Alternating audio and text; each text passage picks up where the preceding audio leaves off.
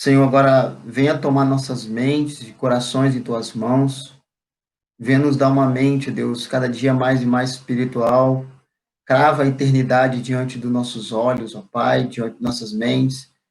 Porque as coisas dessa vida, ó Deus, terrena, às vezes, ó Deus, querem encher nossos corações de preocupações. Mas ensina-nos, ó Deus, a descansar em tua soberania, em teu amor. Então, ó Pai, dai-nos a visão de eternidade, ó Pai. Abra nossos olhos espirituais, para que nós não venhamos nos atentar nas coisas que se veem, mas nas coisas que não se veem, ó Pai. Porque essas coisas invisíveis são celestiais, pertencentes a Deus, ao reino dos céus. Abençoe cada um dos meus irmãos e que o Senhor, através do Espírito Santo, possa comunicar a tua verdade, Deus, seus corações. Nós te pedimos em nome de Jesus. Amém, Deus. Amém. Amém. Vamos lá. Hebreus 3, versículo 1 ao 6. E assim diz a palavra do Senhor. Portanto, irmãos, participantes da chamada celestial, considerai com atenção o apóstolo, o sumo sacerdote, que declaramos publicamente, Jesus. Ele foi fiel àquele que o constituiu. Assim, também foi Moisés em toda a casa de Deus. Pois ele merece uma glória maior do que Moisés. Assim como um construtor tem honra maior do que a casa, porque toda a casa é construída por alguém. Mas quem edifica todas as coisas é Deus. Moisés, como servo, foi fiel em toda a casa de Deus para testemunho das coisas que seriam anunciadas.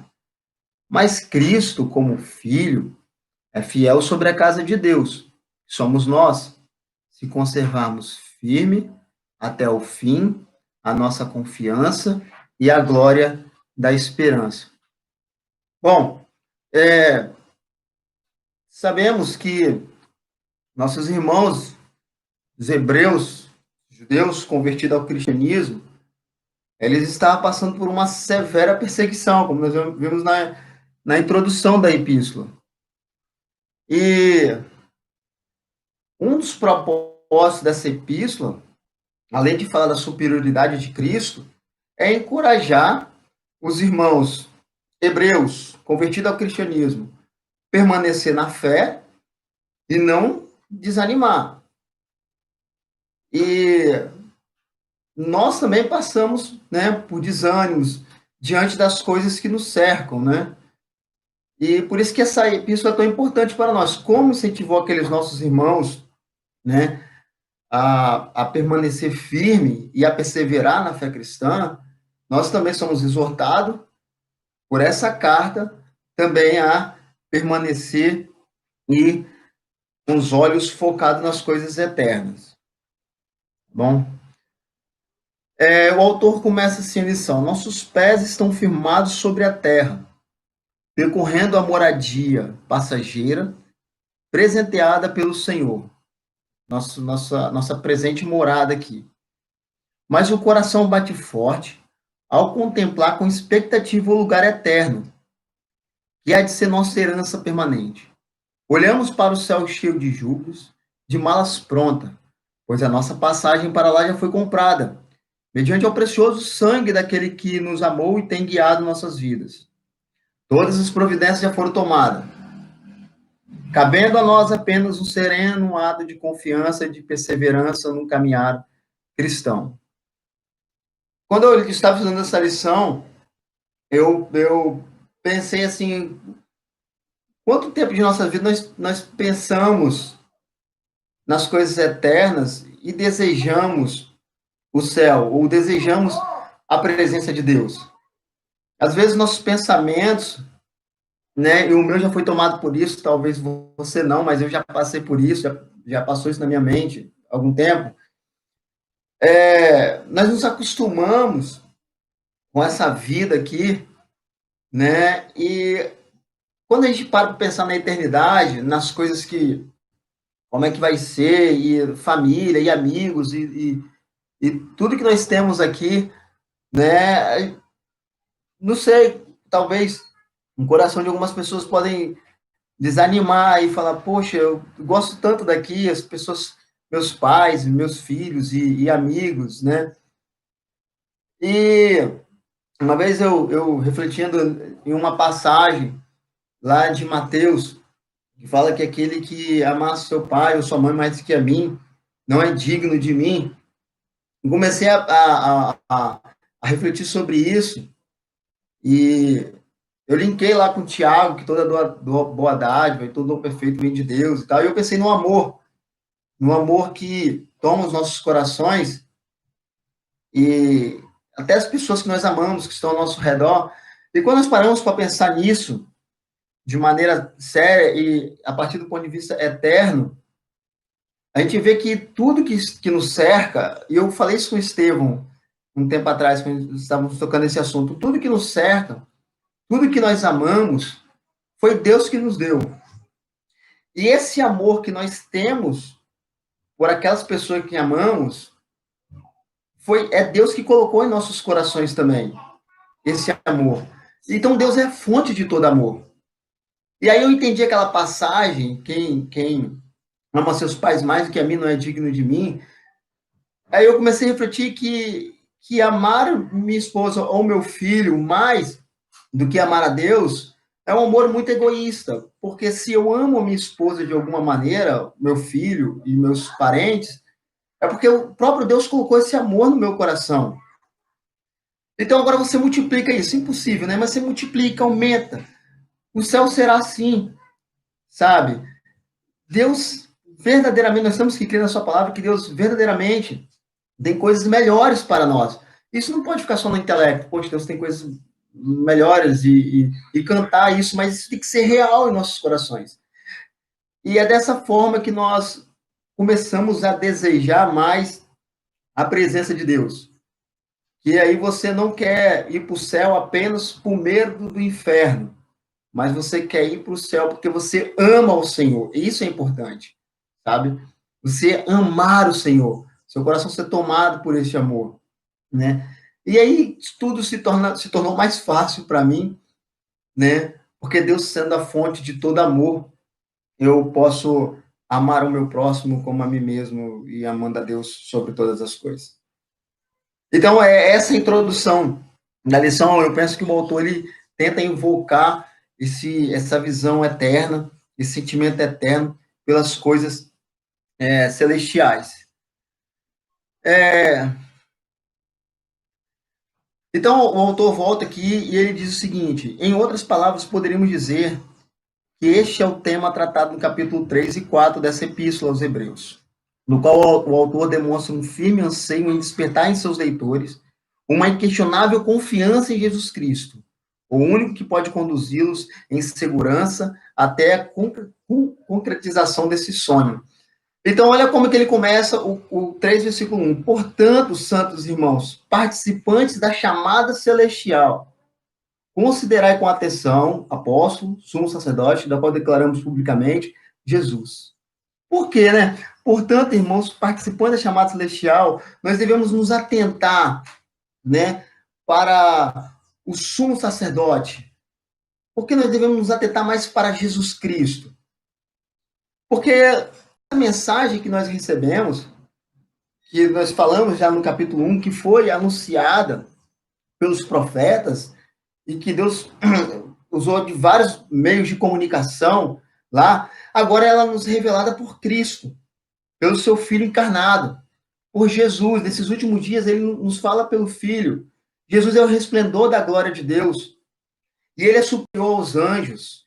Aí no capítulo 2, vai dizer o seguinte, que essa mensagem que foi anunciada, que os anjos, eles são mensageiros do Senhor, né, e eles são enviados em favor daqueles que herdarão a salvação, capítulo 1, versículo 14.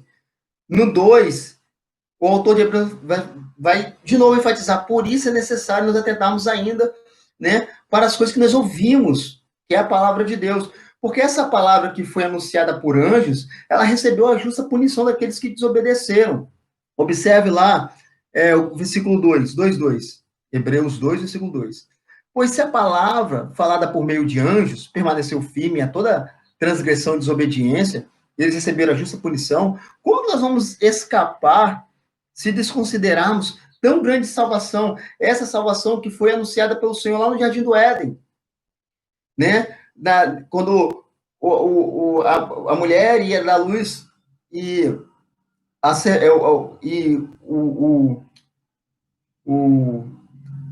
o que seria gerado da mulher iria esmagar a cabeça da serpente, que está anunciando o proto-evangelho, está falando do nascimento de Cristo. Então, ou eu estou falando, essa mensagem que foi anunciada lá atrás, e agora ela é nos comunicada pelo seu próprio Filho Jesus encarnado, né? Como nós vamos escapar do tamanho juízo? E esse Deus que se fez carne, se humilhou, se esvaziou, né? Como nós vamos nos escapar de tão grande salvação anunciada pelo Senhor, depois confirmada, né, pelos profetas? E aí vai continuar, né, expondo e falando dessa maneira tão grandiosa, desse amor de Deus por nós, né? E aí ele no capítulo 2, versículo 16, 18, 17 e 18 diz o seguinte: por essa razão era necessário que em tudo se tornasse semelhante aos seus irmãos, está falando de Jesus, para que viesse a ser o sumo sacerdote, misericordioso, fiel nas coisas que dizem respeito a Deus, a fim de fazer propiciação pelos pecados, que eu expliquei o que é propiciação, é nos tornar favoráveis a Deus. Olha só, Deus, ele envia Jesus Cristo, ele envia o sacrifício para nos fazer favorável a ele mesmo. No contexto pagão, eram os homens que ofereciam sacrifícios para se tornarem favoráveis ao Deus deles. Eles ofereciam seus filhos, né? E tudo aquilo que eles amavam para que o Deus pagão fosse favorável a eles. Agora, o próprio Deus envia Jesus para nos tornar favorável a ele. Por isso que a palavra do Senhor fala que ele nos amou primeiro. Entendeu? Aí no versículo 18 diz o seguinte: porque aquilo que ele sofreu ao ser tentado, ele pode socorrer ao que estão sendo tentados. Né? Então está falando do socorro de Deus no meio das tentações e tribulação. Aí ele começa o 3 dizendo: portanto, santos irmãos, diante de tudo isso que vocês ouviram, no capítulo 1 e no capítulo 2, nós que somos participantes dessa chamada celestial, que nós somos chamados pelo Senhor, né? Que aí vai estar expondo que esse Senhor, ele é superior a Moisés, nós devemos nos agarrar com mais amor e mais garra ainda nesse Senhor. E o tema aqui, o autor colocou, Jesus o grande Salvador, né? Ou pode ser chamada celestial, ou pode ser a superioridade de Jesus sobre Moisés também, né? Pode ser o tema da presente lição. Então, o que parece aqui é que esses irmãos estão perdidos pelo caminho. E por que eles podem estar perdidos pelo caminho? Talvez eles estejam infectados pelos vírus da apatia intelectual, já que eles se tornaram tardios em ouvir. Primeira coisa que enfraquece a nossa fé é nós deixarmos de ouvir a palavra de Deus. Porque a fé vem pelo ouvir e ouvir a palavra de Deus. Quando fechamos nossos olhos para a palavra do Senhor, deixamos de meditar nessa palavra, nós podemos vir a esfriar na fé, a desanimar e a ser atacado por pressões desse mundo aí. E isso estava acontecendo com nossos irmãos aqui do primeiro século. Pode ser algum distúrbio emocional também que eles estavam passando devido à grande perseguição, como eu coloquei no início na introdução dessa carta. Então, eles estavam se tornando homens de ânimo dobre, ou de dois sentimentos. Já viu aqueles irmãos que, uma hora eles estão firmes, estão caminhando com Deus, e na outra hora eles estão desanimados? É o homem de coração dobre, que diz lá em Tiago, capítulo 1, versículo 8, né? Ele não tem uma constância, né? Uma hora ele está lá firme, orando, e outra hora ele está desanimado. A maioria das vezes porque vem a dificuldade, vem as tribulações, essa pandemia, um monte de coisa acontecendo, né? E ele vai se fechando nele mesmo, e aí ele perde o foco. pode ter sido isso também, né, esse incentivo a eles permanecer firmes, possa ser que eles também estejam passando por esse momento aí de inconstância no caminho aí celestial. Com os lábios, esses irmãos estavam afirmando, né, o caminho da salvação eterna, indo para a mansão celestial, mas com as suas atitudes e com o seu comportamento, eles estavam se afastando de Cristo. Ou seja, eles perderam o foco, eles perderam a visão de eternidade. Por isso que eu orei no início, para que Deus crave em nós essa visão de eternidade. Porque quando nós começamos a nos atentar para as coisas terrenas, o desânimo começa a pegar nossos corações e nós começamos a trabalhar pelas coisas que perecem e não pelas coisas eternas, tá? Uma outra coisa que estava acontecendo, que é provável, e muito provável mesmo, era que eles estavam achando e colocando muito valor sobre Moisés e esquecendo de fato que o grande autor e o Senhor e o construtor de tudo é o Senhor Jesus. Olha só, o autor colocou o seguinte na lição. Embora fosse conhecido de todos o bom testemunho que professavam publicamente, os irmãos hebreus aqui, a respeito de Cristo, viviam ainda como escravos da antiga religião ou judaísmo. Tanto tempo já havia se passado, desde o novo nascimento, mas mesmo assim nunca deixaram de ser crianças na fé, sem discernimento e sem mudança substancial que indicasse algum tipo de crescimento. Quem não cresce vai se atrofiando. O que está acontecendo aqui? Devido à perseguição, esses irmãos, alguns estavam desanimando e voltando para o judaísmo. E isso é um retrocesso. Porque o que acontece? Todo o Antigo Testamento, aquelas coisas lá de Êxodo, né? Propriamente dos 5 primeiros livros da Bíblia, de maneira geral, pode ser o Antigo Testamento também, era a figura de uma realidade maior, apontava para Cristo. E esses irmãos estavam querendo voltar para aquelas coisas primárias.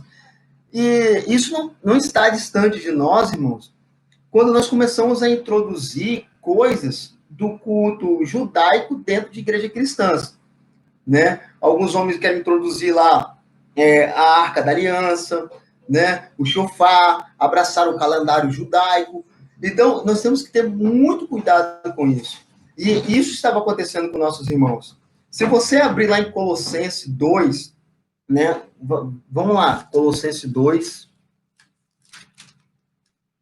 Colossenses 2, versículo 16 ao 23 diz o seguinte, olha só.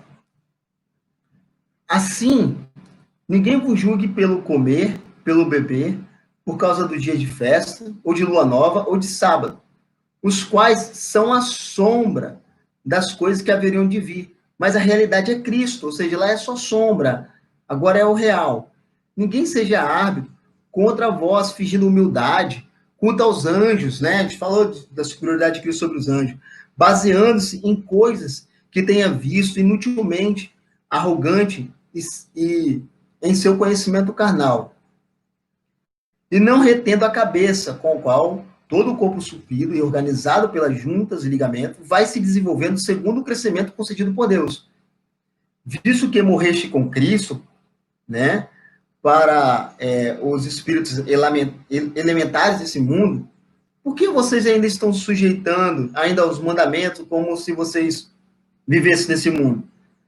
Tais como não toque nisso, não prove isso, né, não manuseieis aquilo. Todas essas coisas desaparecerão pelo uso, pois são preceitos e doutrina de homens.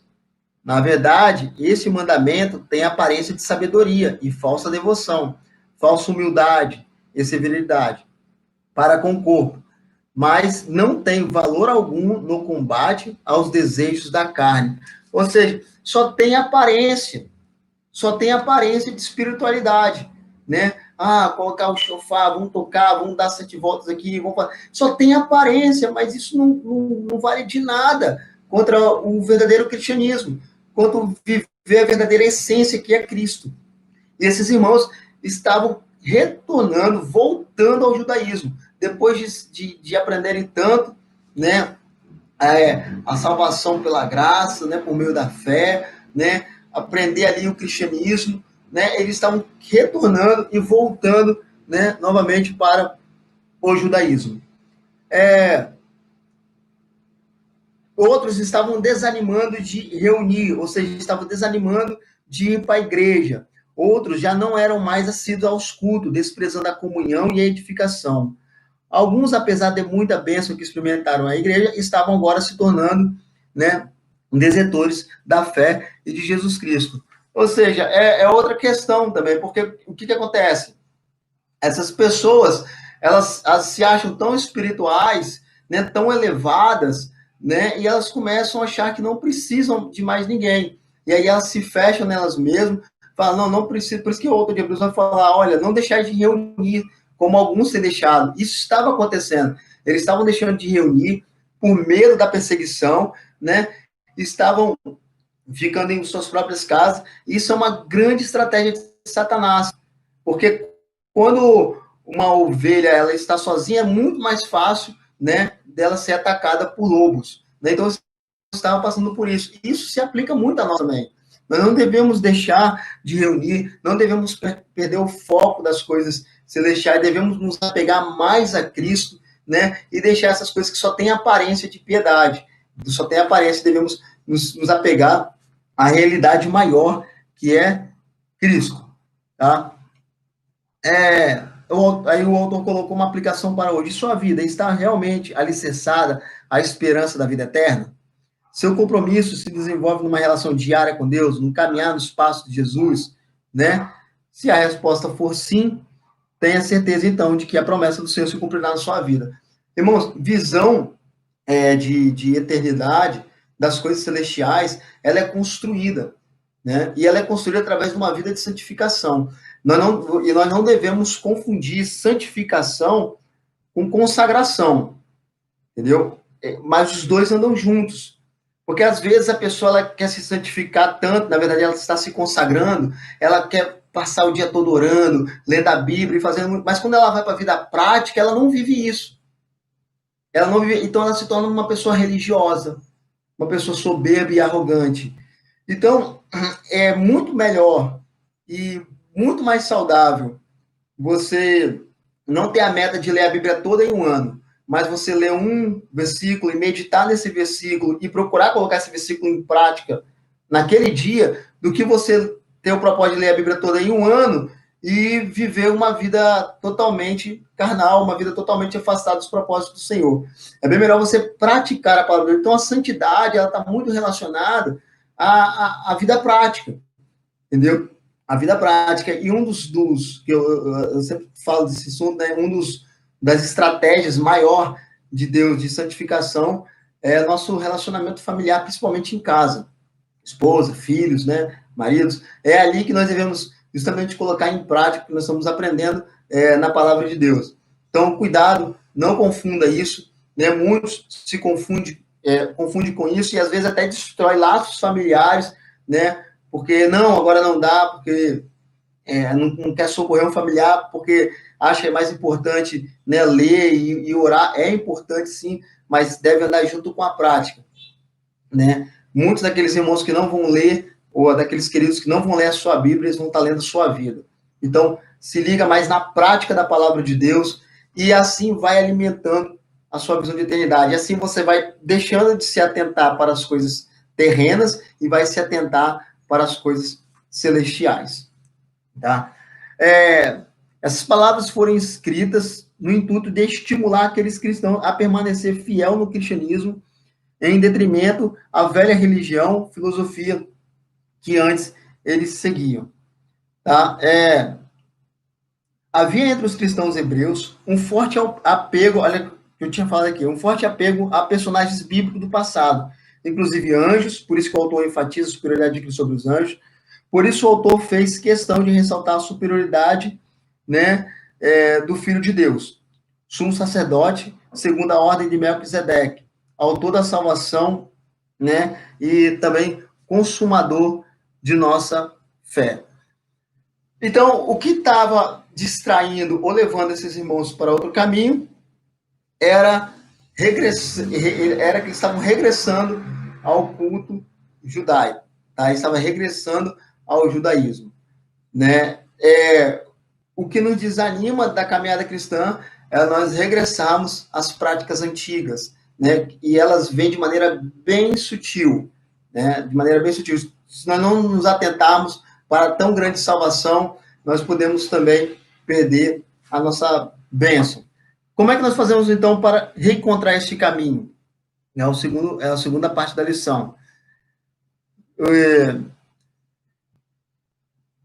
O autor diz o seguinte: entre os inquietantes sinais dessa atrofia espiritual na comunidade cristã dos hebreus, o que mais incomodava era a inversão de valores daquele que desnorteava pelo caminho, ressalta os efeitos de Moisés em detrimento à obra vicária de Cristo, ou à obra substitutiva de Cristo, realizada por Jesus. Segundo a tradição judaica, alguns chegavam ao extremo de dizer que a alma de Moisés valia mais do que a alma de todos os judeus. Assim, o objetivo desse texto não era desdenhar do ministério mosaico, mas confrontar a falsidade, né, religiosa dos seguidores de Moisés. Por isso, o escritor desempenhou e demonstrou a supremacia de Cristo em relação a Moisés. Então, nós vemos o que está acontecendo aqui. Eles estavam anulando a obra vicária de Cristo e colocando Moisés, né, acima de Cristo. Né? A obra vicária é a obra substitutiva de Cristo. Né? Jesus nos substituiu naquela cruz do Calvário. O que estava acontecendo com esses irmãos é que eles estavam perdendo o foco e se atentando mais para Moisés do que para a realidade. Eles estavam se atentando mais para aquele que estava apontando para Cristo do que se atentando para o próprio Cristo. É isso que estava acontecendo com esses irmãos aqui.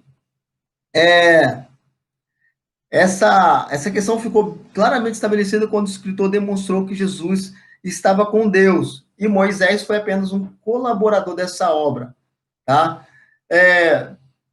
As obras do Senhor não podem ser negadas, né? E Jesus em nenhum momento recuou. Moisés, nós vemos o chamado ministerial, né? O quanto que ele ficou apreensivo de ir, né? E o Senhor toda hora incentivando a Moisés a ir, e Moisés, mas não, eu sou pesado de língua, né? E o nosso Senhor Jesus Cristo, ele avançou, né, sem retroceder 1 milímetro, né? Moisés, ele fez parte dessa grande obra, fez parte, mas Jesus Cristo, ele consumou essa obra, entendeu? Moisés, ele é apenas um mordomo, mas a casa pertence a Deus, ou a Cristo, né? Moisés anunciou a revelação e Cristo é a própria revelação. Jesus é a pedra angular, a pedra principal, e Moisés é uma das pedras, como eu, você e qualquer outro. Tá? A carta nos exorta a confiarmos plenamente no ministério de Jesus, seguindo com perseverança o bom testemunho, o caminho por ele apontado, na firme convicção de que não há salvação nenhum outro, porque debaixo do céu não existe nenhum outro nome dado entre os homens pela qual importa que sejamos salvos. Os personagens bíblicos nos servem de inspiração, exortação e advertência, mas somente Jesus é capaz de nos livrar da ira vindoura. Como assim da ira vindoura? Só Jesus é capaz de nos livrar da justiça de Deus, porque ele tomou o cálice da ira de Deus, né? Aonde? Naquela cruz do Calvário. Entendeu? Jesus foi esmagado. Em Isaías 53:10 vai dizer que o Senhor se agradou em moê-lo. Por quê? Porque Jesus, ele satisfez, né, a justiça de Deus. Os nossos pecados, né, que nos condenavam, agora Jesus Cristo, através daquela cruz, ele nos reconcilia com Deus. Às vezes a gente quase não se ouve falar, né, dessa ira. Essa ira é a ira justa de Deus, né? Deus é um Deus extremamente justo, entendeu? Deus é um Deus extremamente justo. E ele, como nós vemos lá em Hebreus, ele não suporta o pecado nem a iniquidade, entendeu? E nós somos transgressores da lei. Quando, Anderson? Lá no jardim. Ah, mas, poxa, não tem nada a ver com aquilo. Adão caiu, tá? Adão caiu, todos caíram, né? E Jesus, ele viveu uma vida santa, justa, e guardou todos os mandamentos, e nem eu e nem você vivemos uma vida assim, mas ele viveu, por isso nós somos justificados. Nós somos salvos pelos méritos de Cristo, entendeu? Jesus Cristo, naquela cruz, ele aplaca a justiça de Deus que estava visto por minha e por sua vida. Por isso que o autor fala aqui da obra vicária de Cristo, ou seja, Cristo nos substituiu naquela cruz, entendeu? Jesus Cristo morreu em nosso lugar. Então, tudo aquilo que o Antigo Testamento estava apontando, hoje é uma realidade. O que nós devemos fazer diante de tão grande salvação é depositar nossa confiança e nossa fé em Cristo Jesus. Confiarmos nele plenamente e nos encher das coisas celestiais. Tá bom? Entendido? Alguém tem dúvida a esse respeito da justiça de Deus? Qualquer dúvida aí, os irmãos coloquem aí. Alguma dúvida a esse respeito? Né? Que alguns pensam que nós fomos comprados lá da mão de Satanás. Isso é um entendimento errado. Nós não fomos comprados da mão de Satanás. Deus nos livrou daquele que tinha o poder da morte, a saber, Satanás. Nós éramos, por natureza, filhos da ira, né? Mas Jesus, ele morreu para pagar por Deus. Jesus, ele nos comprou de Deus para Deus. Os irmãos entenderam isso? O pastor Neemias colocou, somente Jesus nos leva a Deus. Isso aí. Somente Jesus nos leva a Deus. Amém? Deu para entender essa parte, irmãos? Podemos continuar? Estamos chegando já na conclusão, a lição é mais curta. Então, qual é o alvo dessa lição? Qual é o alvo do ensino de hoje? Devemos confiar em suas palavras, seguir com perseverança pelo caminho em que ele nos conduzir. A palavra-chave aqui, irmãos, do nosso texto de hoje é perseverança. Perseverança. Olha só, portanto, santos irmãos, participantes dessa chamada celestial, considerai com atenção o apóstolo, sumo sacerdote, qual declaramos publicamente, Jesus. Ele foi fiel àquele que constituiu, assim como também Moisés em toda a casa de Deus, pois ele merece a glória maior do que Moisés. Assim como o construtor tem honra maior do que a casa. Porque toda a casa é construída por alguém, mas quem edifica todas as coisas é Deus. Moisés, como servo, ele foi fiel em toda a casa de Deus para testemunho das coisas que seriam anunciadas. Mas Cristo, como um filho, é fiel sobre a casa de Deus, casa que somos nós, se conservarmos firme até o fim, a nossa confiança e a glória na esperança. Então, o alvo da lição hoje é perseverança. Entendeu? Jesus resgatou cédula que era contra nós. É isso aí, irmã Leila. É isso aí. Então, o propósito da lição hoje é perseverança. E como é que nós vamos perseverar? Nós conseguimos perseverar somente a partir do momento que nós somos consumidos por essa palavra. A partir do momento que nós colocamos verdadeiramente em prática. Cuidado com a aparência de piedade, né? Cuidado com amuletos, né? Com essas coisas que nada possa vir a acrescentar à nossa fé. Esses irmãos, eles queriam voltar aos ritos do judaísmo, né? Mas isso não tem valor algum. Isso era apenas sombra de uma realidade maior. Nós sabemos, nós vamos ver isso na carta de Hebreus, que sangue de bois e de bodes não podem perdoar pecado. Aquilo só apontava por um sacrifício maior. Entendeu? Aquilo só apontava para Cristo, que é o autor e consumador de nossa fé. Então, irmãos, nós devemos nos atentar para essa tão grande salvação, entendeu? Desse grande amor. Isso toma o meu coração quando eu lembro daquilo que eu falei hoje, da propiciação. Que os homens, eles sempre fazem alguma coisa para se tornarem agradáveis a Deus. A todo momento eles tentam agradar ao seu Deus, mas o nosso Deus, ele enviou Jesus Cristo para nos tornar propício a ele. Ou seja, ele enviou Jesus para nos tornar favorável a ele. O próprio Deus se fez carne para nos tornar amigos de Deus quando nós ainda éramos pecadores. Então, possamos nos atentar com mais diligência para essa tão grande salvação. Alisson, na próxima, nós vamos continuar trabalhando da supremacia e da soberania de Deus, tá?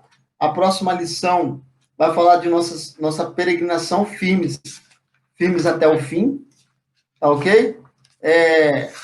O texto é Hebreus 3, nós vamos dar sequência ao 7, depois 4 e 13 também, tá? Anotem aí, leiam em casa, estude, que nós vamos continuar expondo aqui essa maravilhosa carta.